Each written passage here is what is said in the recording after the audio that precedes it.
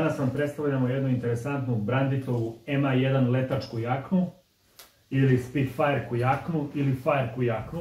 Praktično ovaj model jakne je dobio ime po pilotima iz Drugog svjetskog rata koji su vozili Spitfire avione. Tako da se ovaj model jakne praktično nosi nekih skoro, ajde kažemo, 70 godina.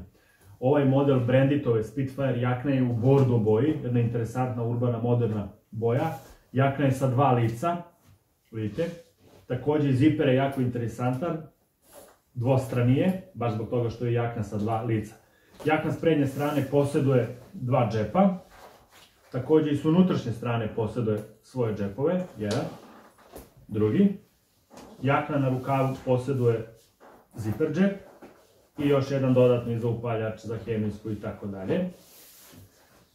Jakna na rukavima posjeduje, da kažemo, na manžetama steznjake i također donji deo, pojasni, posjeduje također i ovaj ovdje steznjak. Sama jakna je izrađena od 100% najlona, unutrašnjost jakne je izrađena, odnosno punjenje također od polijestera, odnosno najlona. Same manžetne su izrađene od 69% od polijestera i poliakrila, 70%, 70 prema 30 polijester, poliakril. Ovdje se nalazi Branditova deklaracija o originalnosti jakne. Sam model jakne je vetroodbojan i, da kažemo, vodoodbojan. Spitfire jakna MA1 Brandit.